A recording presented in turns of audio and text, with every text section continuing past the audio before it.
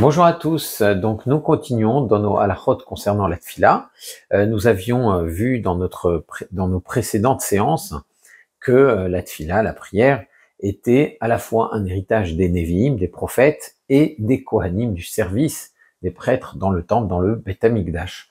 L'aspect donc méditatif, spontané, lui, est un héritage des Nevi'im, des prophètes, et le fait de l'inscrire dans le temps cyclique, de façon régulière, avec un ossard précis et fixe, lui, rappelle plutôt le service régulier des Kohanim, des prêtres dans le Beth Amikdash. Alors on peut remarquer que qu'il y a des différences entre les trois amidot, entre les trois tfilotes de Shacharit, de Mincha et de Harvit, notamment le fait que pour Shacharit et pour Mincha, il y a une répétition de la Hamida. Le Shaliar Tzibour, l'officiant, reprend à voix haute la Hamida, la Tfila, pour le Tzibour, pour le public, et il faut qu'il y ait un minimum de 10 personnes, de 10 hommes, pour que cette répétition puisse avoir lieu.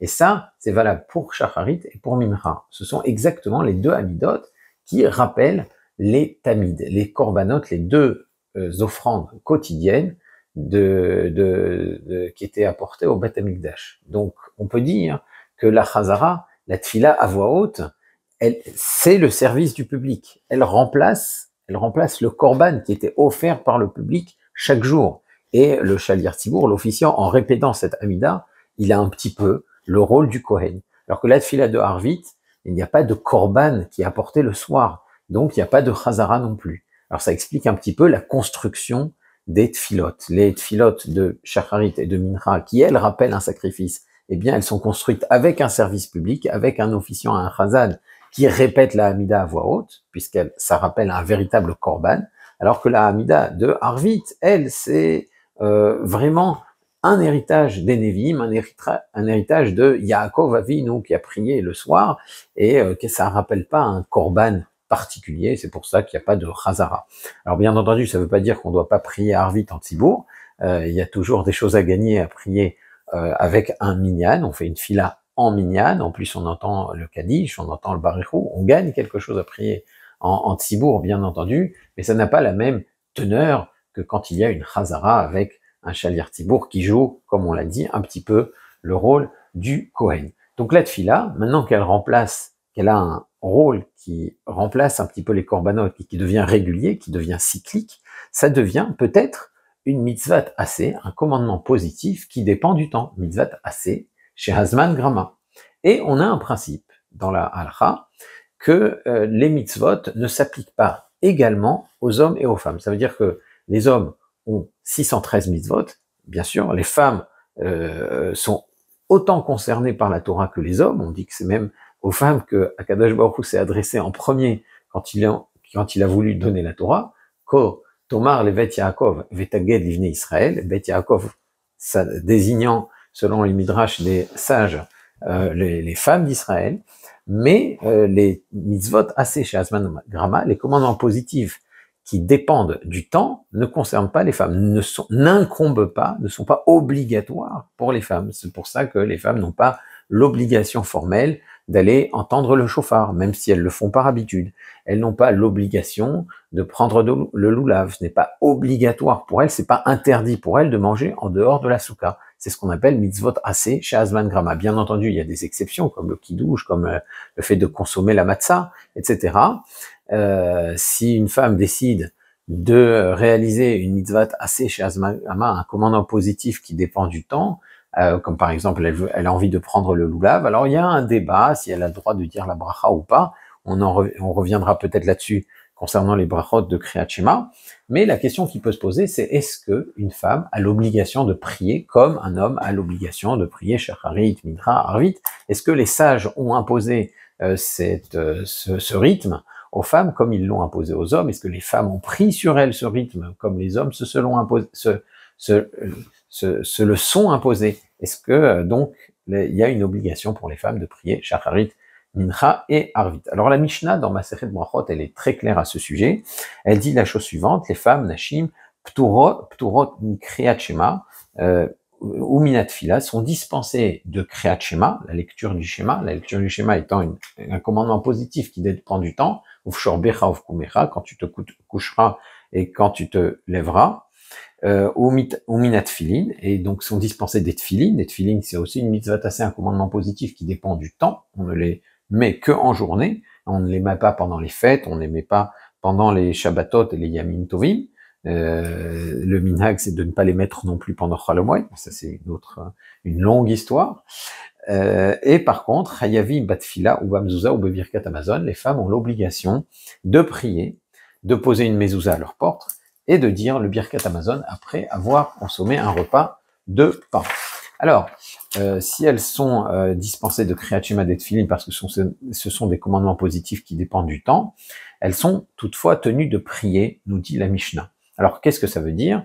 Pourquoi? Quelle en est la raison? Alors, la Gemara explique, c'est tout à fait logique, et la Gemara dit la même chose aussi bien dans le Talmud Bavli que dans le Talmud Yerushalmi, c'est parce que c'est ce que l'on appelle Rahaméninu. Ce sont des Rahamim, ce sont des demandes de miséricorde. Et une femme a besoin de miséricorde divine, a besoin d'aide du ciel au même titre qu'un homme. On est logé à la même enseigne à ce sujet-là. Donc une femme a autant besoin de prier qu'un homme, et donc elle n'est pas dispensée de prier. Elle a autant le devoir donc de prier que l'homme a le devoir de prier.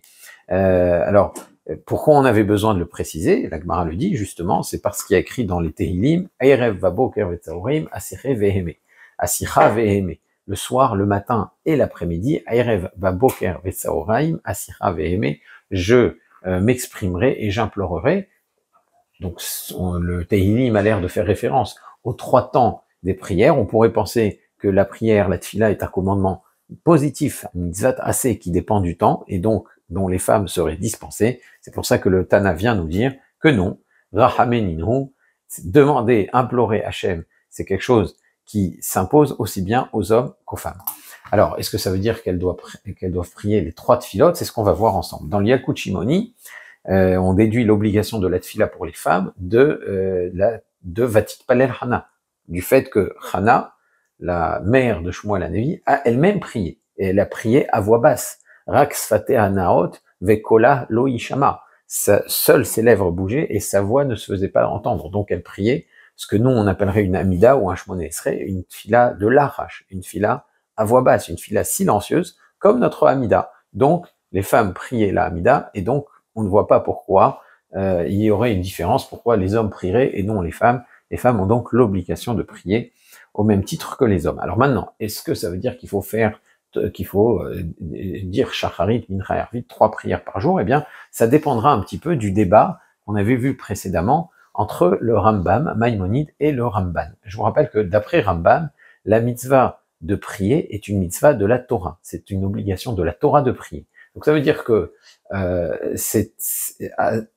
dès on a chaque jour, selon Rambam, on a chaque jour, selon Maïmonide, l'obligation de demander à Kadosh Baruch Hu ses besoins, d'exprimer ses besoins dans la langue que l'on veut, avec les mots que l'on veut, de dire des louanges et de remercier le Créateur pour ce dont on a pu bénéficier chaque jour. Ça, indépendamment du texte, indépendamment de l'heure, on doit laisser épancher son cœur. Ça, c'est ce que dit Maïmonide, ce que dit le Rambam. Maintenant, les sages, du fait de l'oubli du Lashon HaKodesh, du fait que les corbanotes ne sont plus offerts, etc., ont institué des temps fixes avec un nosach, un texte fixe de prière. C'est les premiers à avoir fait cela sont les Anshe Knesset Agdola, donc avant la construction du premier Bet Amikdash, du deuxième Bet Amikdash, comme on l'a vu précédemment. Donc d'après Rambam, la mitzvah d'origine, la mitzvah de la Torah, elle ne dépend pas du temps. Et c'est à ce titre qu'elle s'impose aussi bien aux hommes qu'aux femmes. Donc la tfila, puisque c'est une mitzvah qui ne dépend pas du temps dans son essence à l'origine, donc elle s'impose aussi aux femmes. Donc une femme a l'obligation de prier, mais selon ce que la Torah impose, et non selon ce que les Chachamim ont imposé ensuite, c'est-à-dire un texte avec un nosar, etc., avec des temps précis. Donc une femme a l'obligation de prier 1 fois par jour, de préférence shacharit, puisque c'est dès le lever. C'est bien de faire les mitzvot le plus tôt possible. Et c'est ce que semble trancher le Shulchan Aruch, c'est-à-dire que une prière par jour et pas nécessairement une Amida, hein, pas nécessairement le texte du Shmoné Esrei, des 19 brachot qui sont dans le Sidour, une prière spontanée avec ces mots acquitterait une femme de son obligation de la Torah de prier. Alors, je crois pas me tromper si c'est ce que faisait, si c'est ce que pratiquaient nos mères, aussi bien en Afrique du Nord que dans de nombreux pays d'Europe de l'Est, en priant spontanément devant la mezouza avec leur langue parlée. Et c'était leur tfilote. Elles avaient ce côté touchant justement de la spontanéité de la tfila des Nevi'im, mais elle n'avait pas cet aspect cyclique et régulier des Hamidot du service dans le Bet HaKnesset. Donc ça, c'est la stricte halakha selon le Rambam. Le Shulchan Aruch semble trancher de cette façon, de cette manière, et en tout cas, c'est ce qu'affirme Rav Ovadia Yosef dans Yabia Omer. Il dit qu'une tfila par jour permet à une femme de s'acquitter de son obligation. Bien entendu, une femme qui sait lire l'hébreu, eh bien, la prière, toute choisie et toute faite du Nussar de la Hamida, c'est certainement le meilleur texte. Maintenant, ça n'exclut pas d'y ajouter des demandes personnelles avec ses propres mots, mais dire une Hamida par jour, c'est l'obligation formelle selon le Rambam. On avait dit, selon Nachmanide, Ramban, qu'il n'y avait pas de mitzvah de prier de la Torah. La Torah n'a pas exigé de l'homme qu'il prie.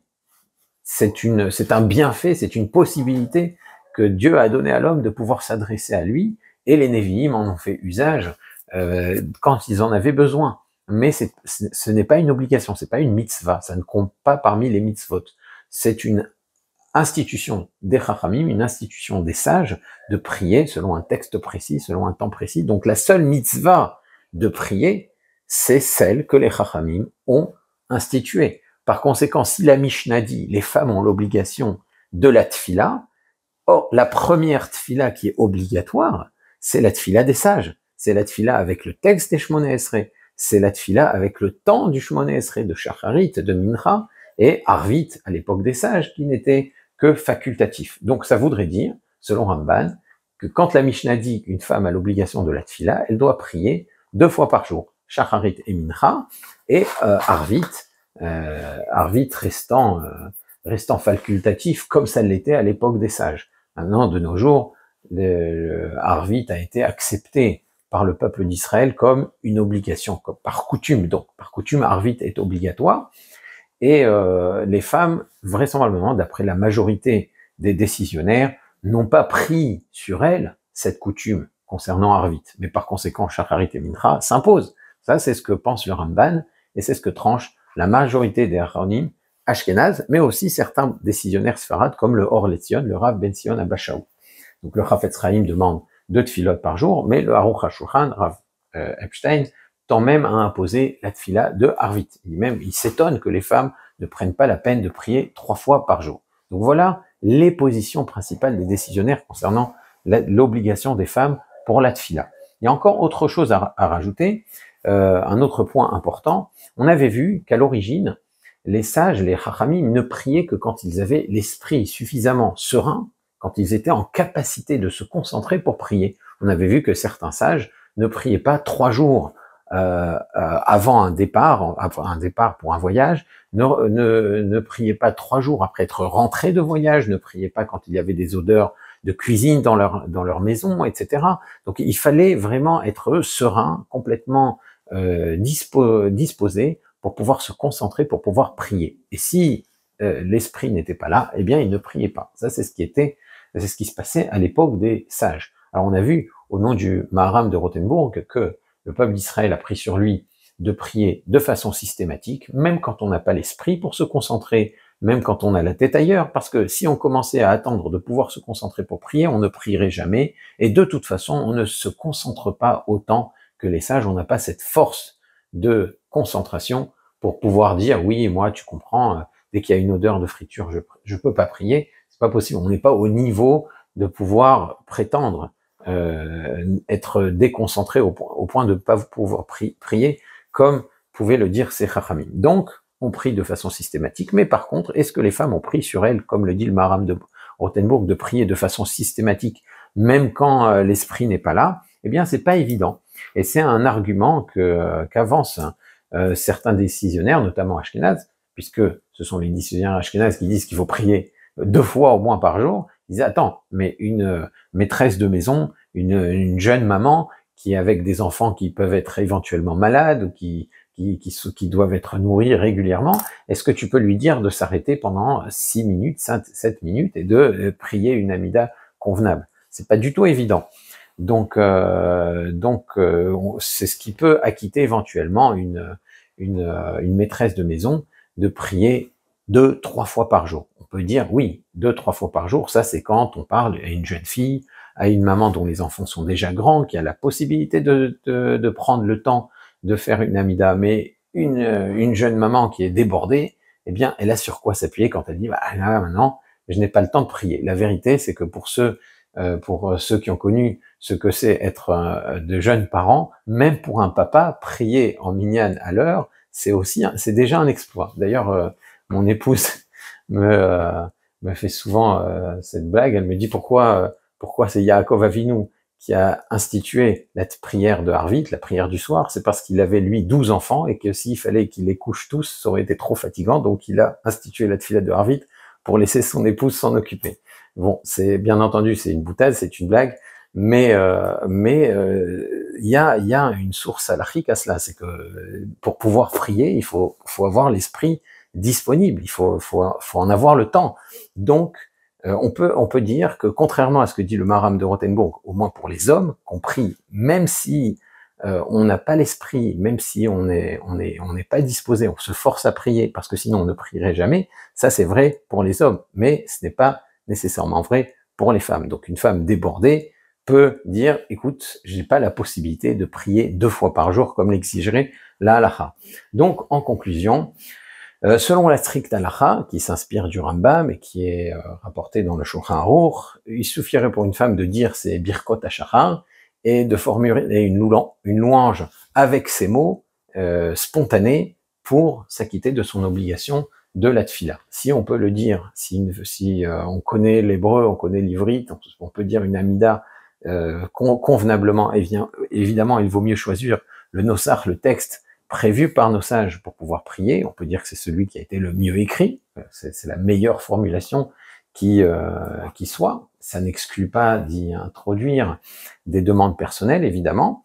Il est mieux pour une jeune fille qui bien entendu maîtrise l'hébreu, une jeune fille qui n'a pas des enfants à charge, ou une dame qui a des enfants suffisamment grands, de prier 2 fois par jour, comme le demande le Mishnah Berurah, le Or LeTzion, et pourquoi pas Arvit, comme le demande le Aruch HaShulchan, et bien entendu Alvaï, comme dit Rabbi Yochanan, c'est pas parce qu'on n'a pas l'obligation de prier 3 fois par jour qu'il faut s'en empêcher. Le Rabbi Yochanan disait Alvaï sheitpalel adam kol hayom, si seulement l'homme pouvait prier toute la journée. Alors ça ne veut pas dire que c'est possible, c'est une bonne chose à faire pour tout le monde, mais le fait de ne pas être obligé de prier 3 fois par jour ne l'interdit pas. Donc c'est aussi encourageable. Et when there is a will, there is a way. Quand il y a une volonté, quand on veut, on peut le faire. Donc voilà l'essentiel concernant l'obligation de la tfila pour les femmes. Si vous avez des questions à ce sujet, n'hésitez pas à les poser dans les commentaires ou dans notre groupe WhatsApp. Et d'ici là, prochaine fois, je vous dis à très bientôt. Au revoir.